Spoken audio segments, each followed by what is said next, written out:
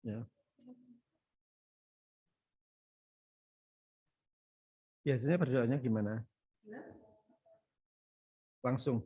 Oh ya. Kita tawasul dulu ya. Kita berdoa, yang di rumah silahkan mengikuti doa.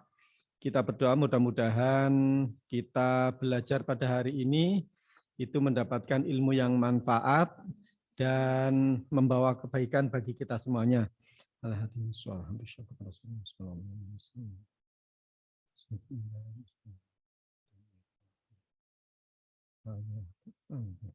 Al-Fatihah.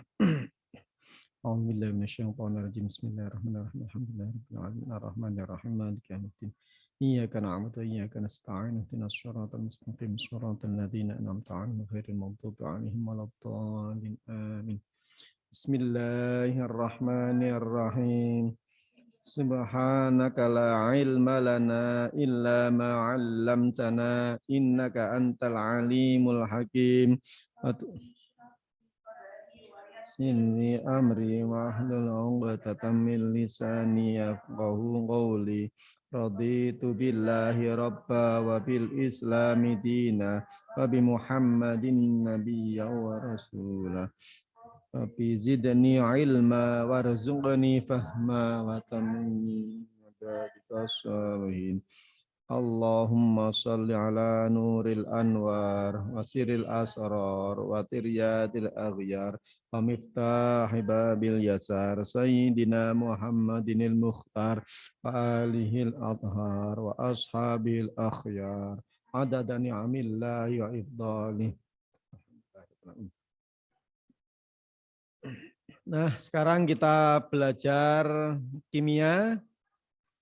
Pelajaran yang kita pelajari ini, materi yang akan kita pelajari kelas 12 adalah tentang sifat koligatif larutan. Ini baru pertemuan pertama ya. Ya. Sifat koligatif larutan. Ini yang kita pelajari. Saya lupa tadi menyiapkan, sebenarnya sudah ada di kantor sana, komputer. Itu videonya. Tapi nanti anak-anak bisa cari videonya sifat koligatif larutan, banyak itu di YouTube. Ya.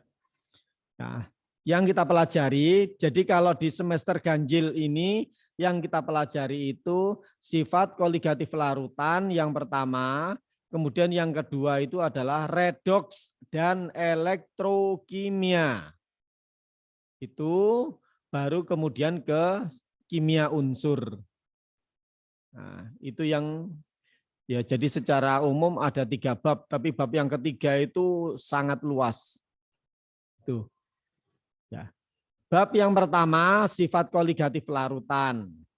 Nah, itu mempelajari tentang larutan, sifat-sifat larutan yang ada hubungannya dengan tekanan uap, titik didih, titik beku, dan tekanan osmotik.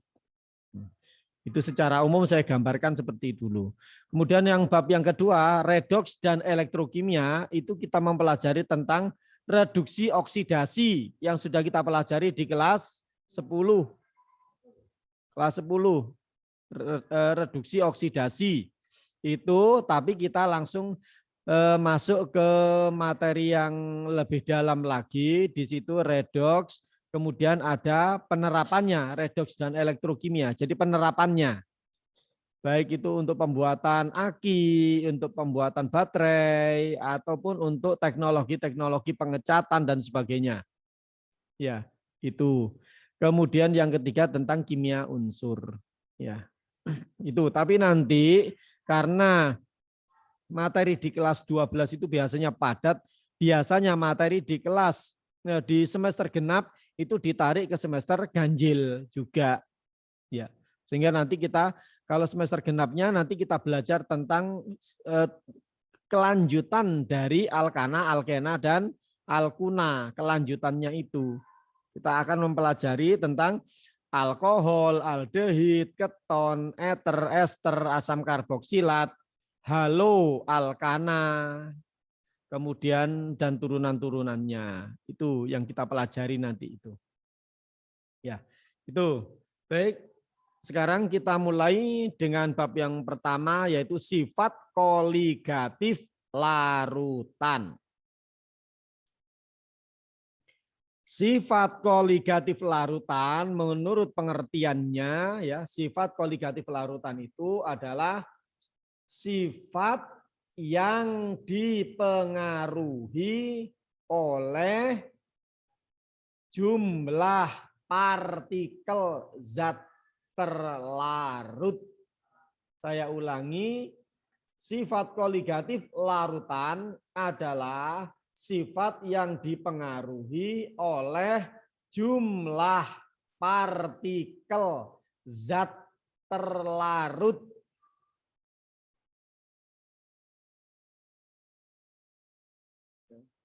Sifat yang dipengaruhi oleh jumlah partikel zat terlarut dan tidak dipengaruhi oleh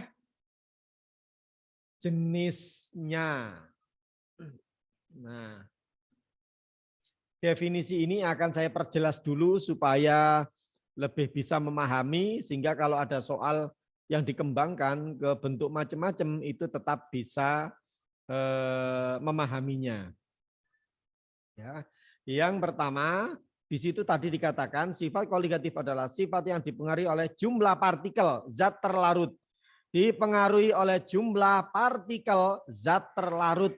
Artinya banyaknya zat yang terlarut itu mempengaruhi sifat-sifat dari larutannya, dari campurannya. Ya, ya. Jadi di sini nanti sifat itu ditentukannya. Ya. Bisa kita contohkan, misalkan air ya 1 liter, kemudian kalau air 1 liter itu kita didihkan, kalau tekanan udara itu 1 atmosfer, maka air ini akan mendidih pada suhu 100 derajat Celcius. Ingat, saya ulangi, kalau tekanan udara itu 1 atmosfer, maka ketika air itu dipanaskan, dia akan mendidih pada suhu 100. Tapi kalau tekanannya tidak 1 atmosfer, mungkin di bawahnya 1 atmosfer, maka air enggak mendidih sampai 100. 90 sudah mendidih. Di Batu yang pernah saya coba, itu mendidih pada suhu 89. Karena Batu itu dataran tinggi, tekanannya di bawahnya 1 atmosfer, maka dia mendidihnya di bawahnya 100. Berdasarkan rumus Raoul, P dikalikan V sama dengan nRT. P dengan T, tekanan dengan suhu itu berbanding lurus. Jadi kalau tekanannya tinggi, suhu didihnya juga tinggi. Kalau tekanannya rendah, suhu didihnya juga rendah. Nah, itu. Ya, pada tekanan 1 atmosfer, air murni itu mendidih pada suhu 100. Nah, ketika air itu saya tambahi garam, maka pada suhu 100 dia belum mendidih. Kenapa? Karena ada zat lain. Akan berubah titik didihnya. Mungkin menjadi 100,5. 100,5. Ya, jadi naik titik didihnya. Nah, saya tambah dengan zat lain, begitu juga. Nah, jadi adanya zat yang terlarut ini mempengaruhi titik didihnya. Semakin banyak partikel di dalam larutan itu, ya partikel zat terlarut, maka air itu akan mendidih lebih tinggi lagi. Semakin banyak partikelnya, suhu didihnya akan semakin tinggi. Bisa dipahami ya? Nah, itu bisa dipahami ya Anis ya? Waduh, Anis sampai nyanyi-nyanyi. Ya. Jadi semakin tinggi suhu didih itu artinya zat terlarutnya semakin banyak. Nah, gitu. Nah, kemudian tapi zatnya ini juga harus tahu kalau dimasukkan misalkan 1 mol garam dapur dibandingkan dengan 1 mol gula, kira-kira suhu didihnya sama apa tidak? Jawabannya tidak. Kenapa?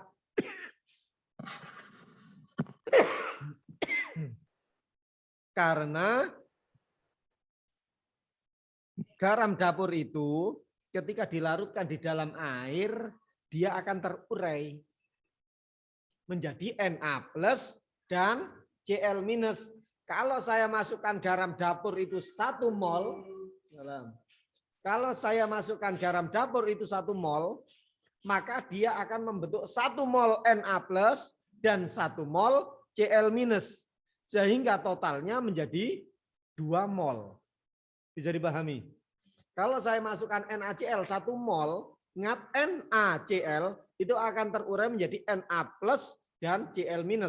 1 Na+, 1 Cl-.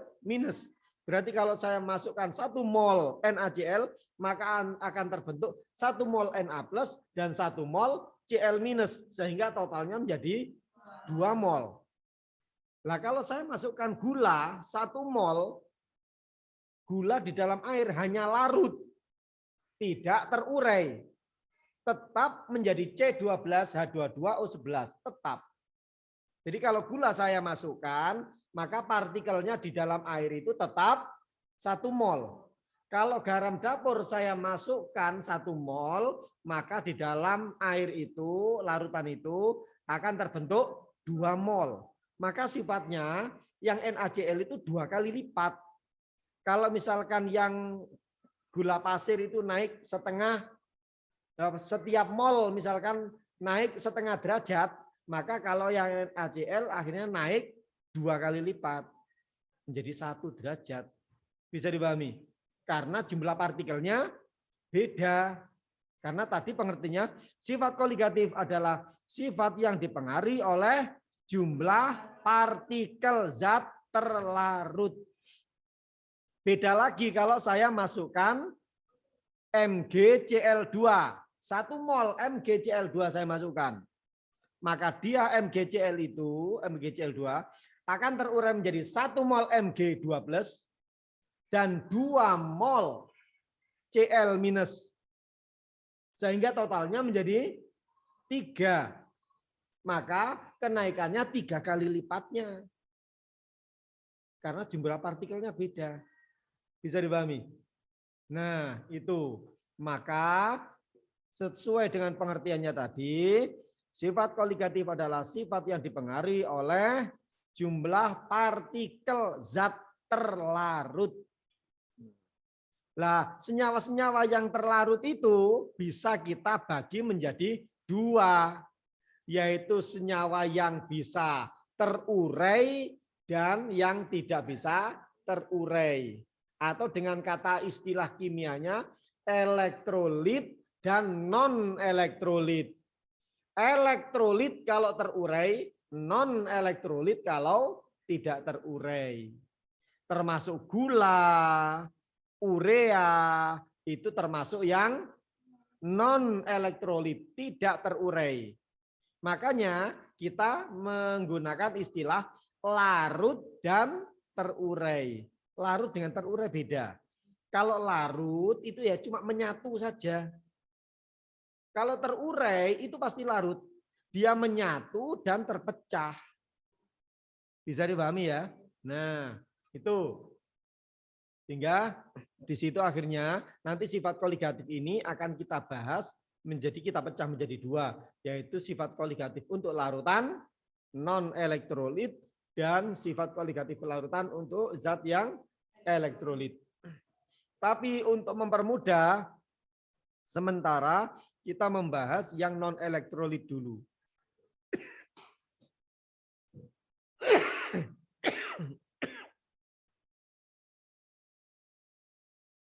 Itu. Ya, Fitri ya. Waduh, Fitri guyu-guyu. Ya, lanjut.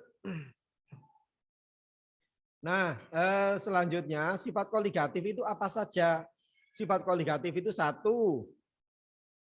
ya, penurunan tekanan uap. Ya, penurunan tekanan uap. Yang kedua, penurunan tekanan uap itu biasanya disimbolkan dengan delta P. Delta ya, yang segitiga itu. Delta P itu penurunan tekanan uap.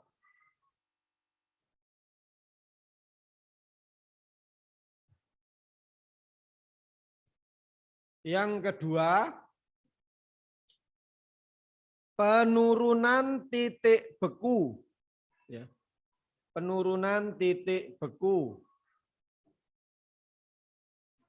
Delta T, beku itu berarti F ya, freeze. Membeku. Berarti delta TF. Delta T, F-nya agak kecil di bawah. Delta TF. Yang ketiga, kenaikan titik didih. Delta T mendidih itu boil. Berarti delta TB. Yang terakhir,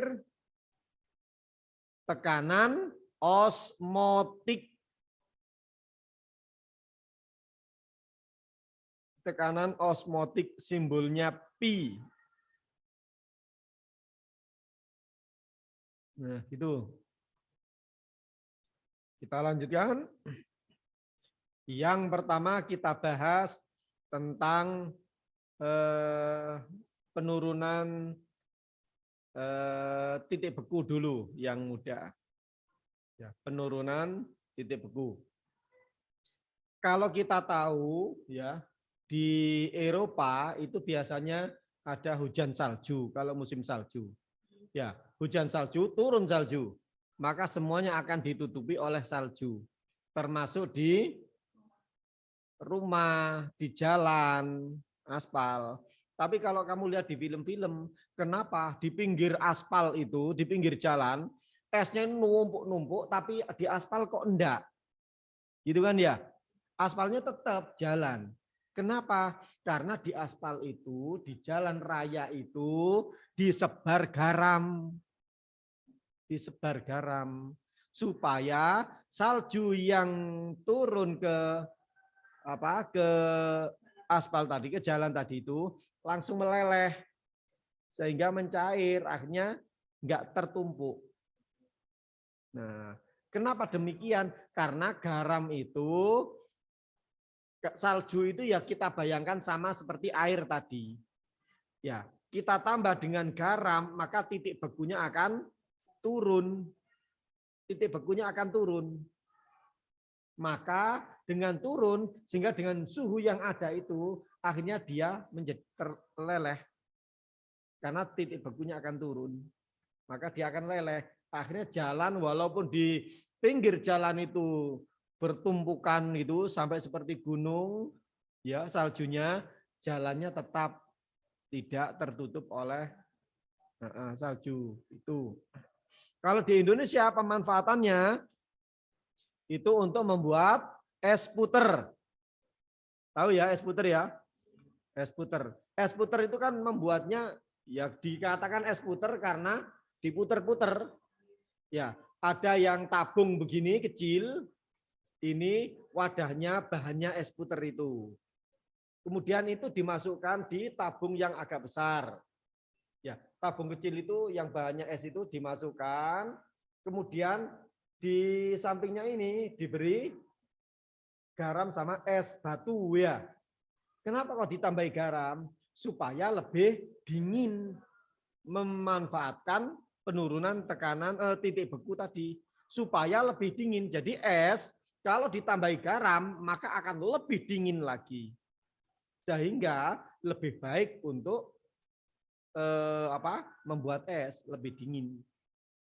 Bisa dipahami ya? Nah, gitu.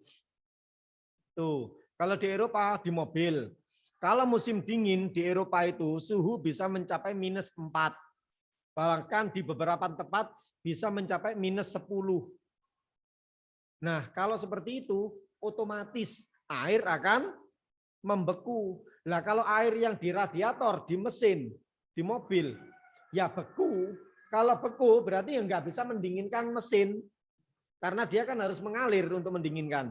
Sama seperti kalau ada orang hajatan itu loh ya, ada diesel, itu kan ada air di tabung gini, di tong. Ini airnya masuk, kemudian keluar panas gitu ya. Karena mengambil panasnya mesin. Nah, di mobil juga kan begitu, di air radiator itu. Masuk gini, keluar mesin gini. Akhirnya airnya menjadi panas. Lah kalau suhunya dingin seperti itu, maka dia membeku, nggak bisa masuk. Nggak bisa mendinginkan mesin. Lah kalau nggak bisa mendinginkan mesin, ya mesin akan rusak. Nah, makanya di Eropa air radiator itu nggak sama seperti di Indonesia. Kalau di Indonesia nggak pernah suhu rendah gitu. Akhirnya pokoknya air saja, nggak masalah. Tapi kalau di Eropa air radiatornya harus diberi etilen glikol, bukan garam. Kalau garam nanti karat semua nanti. Iya, nanti karat. Jadi diberi senyawa kimia namanya etilen glikol yang bisa menurunkan titik beku tapi tidak menimbulkan karat. Nah, gitu. Sehingga dia walaupun musim salju dia tetap cair.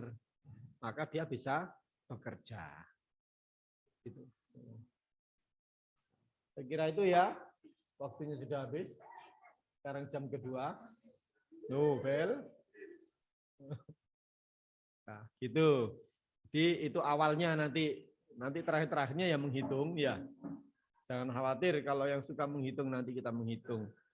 Saya kira cukup sekian awalnya, mudah-mudahan bisa dipahami. Untuk selanjutnya kalau mau lebih paham itu bisa kamu cari di materinya itu di YouTube. Itu banyak. Ya, saya kira cukup sekian. Assalamualaikum warahmatullahi wabarakatuh.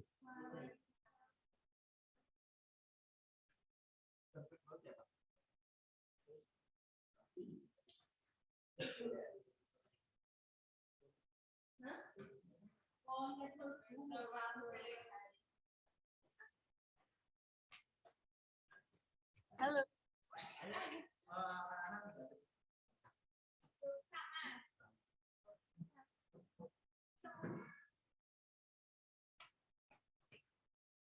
Oke.